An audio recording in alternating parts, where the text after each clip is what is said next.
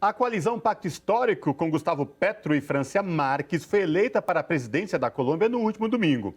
Em seu primeiro discurso, Gustavo Petro destacou vitória como a somatória da resistência do povo colombiano. Para repercutir esse assunto e os desafios do próximo presidente colombiano, nós conversamos agora com Michele de Mello, jornalista do Brasil de Fato e que cobriu o primeiro turno das eleições lá na Colômbia. Boa noite, Michele. Prazer falar contigo. Seja muito bem-vinda. Boa noite, o prazer é todo meu. Sempre muito feliz em aceitar aqui os convites da TVT. Maravilha. Sim. Michele, fala pra gente agora, você que esteve no primeiro turno das eleições lá na Colômbia, no último domingo, Petro e Francia Marques ganharam a chapa Pacto Histórico, o pleito na Colômbia, vão dirigir a Colômbia aí pelos próximos anos. Queria que você falasse pra gente agora, passado a eleição, que desafios tem Gustavo Petro e Francia Marques à frente do governo colombiano? É isso mesmo, o resultado do último domingo, no segundo turno da Colômbia, foi histórico pela primeira vez. Uma chapa claramente, né, do campo da centro-esquerda, do campo progressista, chega ao poder no país e com um programa bastante avançado, pelo menos porque representa a história dos últimos governantes na Colômbia, né? A Colômbia é um país que há 58 anos vive um conflito armado, então uma das bandeiras principais dessa chapa do Petro e da França, né, do Pacto Histórico, é justamente implementar integralmente os acordos de paz que foram assinados em 2016 entre o governo de turno, na época, que era o Juan Manuel Santos, e a extinta guerrilha FARC-EP. Mas também existe uma perspectiva de ampliar esses acordos e retomar as negociações com outra guerrilha que continua ativa na Colômbia, que é o ELN, o Exército de Libertação Nacional.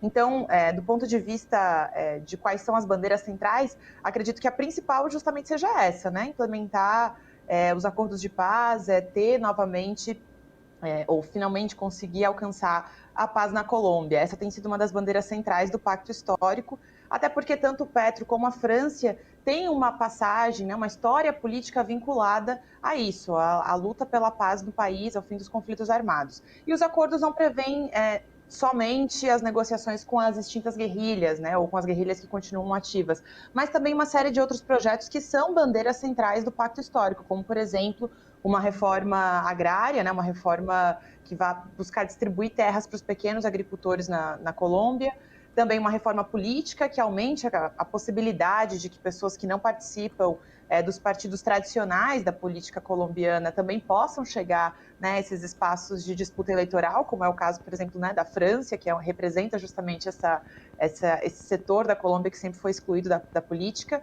e também uma reforma tributária que busca aumentar os impostos aos mais ricos. Uhum. E, Michele, vamos falar um pouco de Francia Marques, então. Ela que teve um papel muito protagonista no processo eleitoral, uma mulher negra, ambientalista, ganhou prêmio por isso, inclusive, antirracista, feminista, e que no momento ali em que se deu a vitória, disse no seu Twitter que ela escreveu: hoje começamos a escrever uma nova história. Então, qual que você avalia que vai ser o papel dela nesse governo e o que a gente pode esperar dela nesse processo? A França realmente, acho que é a figura, ela é uma vice nada discreta, digamos, nessa chapa, né? Geralmente a gente está acostumado a falar muito sobre o candidato que encabeça a chapa, mas nesse caso eu acho que a França enfim, ela em si, né, é um fato histórico, assim, né? Uma mulher que durante toda a sua vida, desde a adolescência, ela já começou esse processo de lutar pelo seu território, né? A França vem do departamento de Cauca, que fica na região do Pacífico da Colômbia, uma comunidade quilombola que desde o início teve que lutar contra a extração mineira, né? Contra a ação das transnacionais que queriam extrair minérios dessa região, e que mais tarde também sofreu uma série de outras violências. A França, ela se gradua em Direito, ela é advogada, justamente para defender juridicamente a sua comunidade, mas não só isso, né? Ela foi protagonista de uma série de processos de luta, de atos, de mobilizações, e também foi uma protagonista, por exemplo, da greve geral que a Colômbia viveu no ano passado, que foi a maior greve geral da história do país. E uma das propostas dela agora, como vice-presidenta, é criar o Ministério da Igualdade, no qual ela seria uma das pessoas que queriam levar esse ministério adiante. A proposta é justamente, né, discutir o racismo estrutural, que também, assim como no Brasil, na Colômbia também atravessa a história do país, né? A Colômbia é um país com cifras altíssimas de violência, não só contra as comunidades afrodescendentes, né, as comunidades quilombolas, mas também contra as nações indígenas e principalmente os camponeses, né? Então, um dos lemas de campanha da França é o vivir sabroso, né? Que seria viver de maneira deliciosa, viver de maneira digna, viver num país em que, além da paz, as pessoas também tenham direito a viver em tranquilidade e com direitos assegurados, direitos básicos assegurados, seja no campo ou na cidade. Michele, sem sombra de dúvida, não só a Colômbia, mas todos os países aqui da América Latina, também do mundo, essa questão conviver saindo de pandemia, todos os problemas econômicos, né?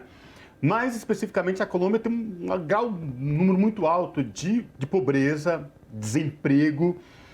Qual na tua avaliação, você que cobriu especificamente o primeiro turno lá na Colômbia, que vivenciou, viu em loco, como é que está essa questão? Como é que vai ser para a chapa, para Petro e Francia Márquez lidaram com essa questão? Porque as pessoas estavam muito vivendo essa questão muito delicada, problemática, né? E agora, de repente, vão querer muito que mude a situação. E a gente sabe que não é assim que funciona, né? Porque depende de vários outros fatores também. Na tua avaliação, como que essa chapa vai lidar com isso e com esses problemas aí gritantes da sociedade colombiana do dia a dia, que é pobreza extrema e desemprego? É isso, Cosmo.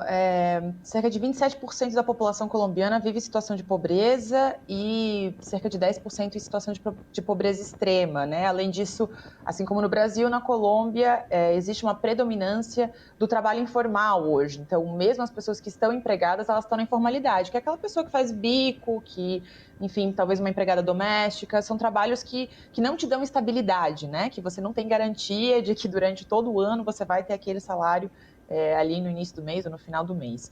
Então, uma das propostas do Pacto Histórico é justamente criar um projeto de renda básica universal. Outro tema também debatido aqui no Brasil, né? Que quem sabe nesse ano que é um ano eleitoral a gente consiga daqui para frente também promover um projeto de renda básica universal. Outra coisa, o Petro vem destacando muito durante a campanha, é de que essa mudança estrutural no país, né, de combater o desemprego, de combater a situação de pobreza, de combater as desigualdades, né, que afetam toda a América Latina, não só a Colômbia, mas toda a América Latina, que esse processo seria através da educação. Então, outro projeto é justamente fazer essa reforma tributária, ou seja, taxar os mais ricos para você criar fundos para criar novos programas sociais. Entre esses programas sociais está a garantia de acesso universal e gratuito aos jovens em situação de vulnerabilidade econômica no ensino superior na Colômbia, porque hoje o ensino superior na Colômbia ele não é de acesso universal, mesmo as universidades públicas cobram taxas de inscrição. Então, uma das propostas é essa, democratizar o acesso à educação e criar projetos que ajudem a redistribuir a renda na Colômbia. E a questão da reforma agrária que eu comentei lá no início também é central para isso, assim, esses 58 anos de conflito armado na Colômbia tem como um tema central a disputa pelo território. Aí essa disputa pelo território ela se dá tanto pela questão da extração de minérios, que eu comentei ali, né, sobre a comunidade da França, que viveu e vive até hoje diretamente com isso, mas também para a questão da agricultura, também o narcotráfico, né? A Colômbia, infelizmente, é o maior produtor de cocaína do mundo, então tem disputa também do tráfico de drogas ali nessa história. E justamente nesse contexto de disputa de território é que surgiram as guerrilhas para defender os direitos dos camponeses, dos pequenos agricultores. Então, pensar numa reforma agrária, né, distribuir terra para as pessoas, também é uma política central para combater essas desigualdades e para combater a pobreza no país. Uhum. Michele, agora falando um pouco da relação com os Estados Unidos, que o Uribe, que foi presidente, e o Ivan Duque, que está saindo do seu mandato agora, tem uma relação muito próxima com o governo estadunidense. A Colômbia sempre foi um elo central ali dos Estados Unidos com essa região Cone Sul aqui da América Latina. Como fica essa relação agora e futuramente, assim, provavelmente, o que Petro e França farão com essa relação? A Colômbia, historicamente, é um aliado regional dos Estados Unidos. É o país na América do Sul com a maior quantidade de bases militares dos Estados Unidos instaladas. São 7 bases oficiais além de outros centros de treinamento de militares conjuntos, né? Basta a gente lembrar, nesses últimos períodos, quando eu ainda estava lá na Venezuela, quem acompanha a TVT há mais tempo sabe que eu já falei algumas vezes sobre a relação da Colômbia com os ataques ao atual governo da Venezuela. Então, a Colômbia sempre foi essa base de apoio realmente dos Estados Unidos. O Petro já recebeu uma felicitação do governo dos Estados Unidos, né, da Casa Branca, do Departamento de Estado, e tem dito que pretende, né, ter relações de respeito com os Estados Unidos. Alguns setores que compõem a coalizão Pacto Histórico, porque o Pacto Histórico é uma chapa composta por 6 partidos, né, de esquerda e de centro-esquerda. Então, alguns setores, como por exemplo o Partido Comunista, que está dentro dessa coalizão, dentro dessa chapa, defendem que agora que o Pacto Histórico venceu a presidência e também tem a maior bancada no Congresso, né, porque a gente teve agora eleições presidenciais, mas em março aconteceram as eleições legislativas na Colômbia. Então, que o Pacto Histórico leve adiante um processo e um projeto de lei para retirar as bases dos Estados Unidos do território colombiano.